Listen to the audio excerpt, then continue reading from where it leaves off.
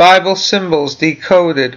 Let's take a look at some of the Bible symbols so you may agree when you look up the chapter and verse if you care to check it out. The heavenly bodies are commonly used as denoting governments and leaders. See Ezekiel chapter 32 verses 6 to 8, the book of Isaiah chapter 1 and verse 1 and 10, and the Gospel of Luke chapter 21 and verse 25, etc. The sun symbolizes the throne of David. See Psalm 89 and verse 36, which is the throne of the Son of Righteousness when he returns to the earth. Moon. The moon reflects the light of the sun. The sun is the throne, and the church reflects light and power, like the moon does to the sun. The moon is the symbol of the ecclesia. Revelation chapter 12 and verse 1. Stars of heaven, princes, rulers, the saints who are the co-heirs with Christ.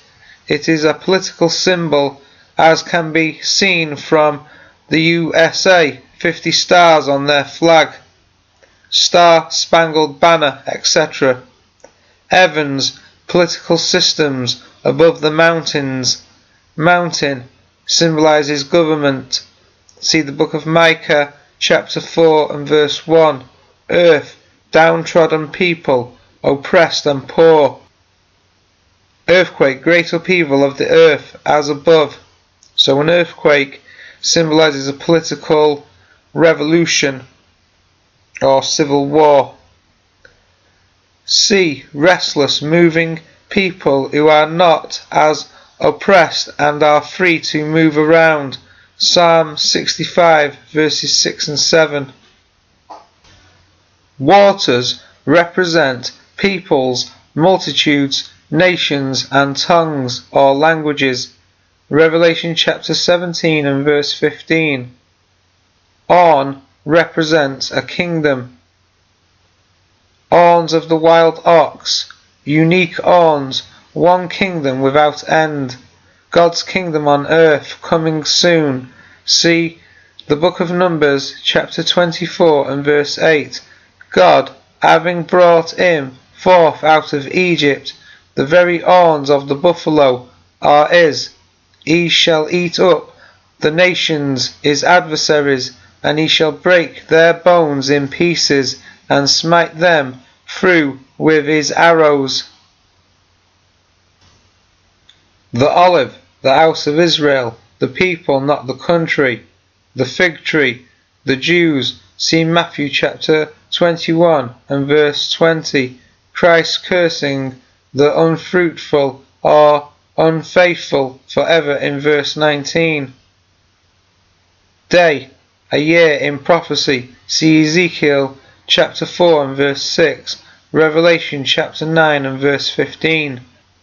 A month, 30 years in prophecy. See Revelation chapter 11 verses 2 and 3, where 42 months times 30 equals 1260. A month in prophecy can be both 30 years or 1260 years. See Revelation chapter 11 verses 2 and 3. 42 times 30 equals 1260. 7. The number of completeness in Scripture. You need to use discernment to see what is logical and sensible, and whether the words are to be interpreted in their normal way or in God's symbolic language. A perfect example of this is when Christ said, "If you have enough faith and you say to this mountain, fall into the sea, and it will." Matthew chapter 21 and verse 21. It clearly did not mean an actual mountain and the sea. It was symbolic language. The mountain means government, and restless, dissatisfied people are the sea. Think about it. A mountain, that is a government, towers over and looks down upon the people who are the sea, and the sea looks up at the mountain. The sea or the people cannot remove the mountain or the government without a tsunami. Now you can start to decode the prophecies and understand them for yourself.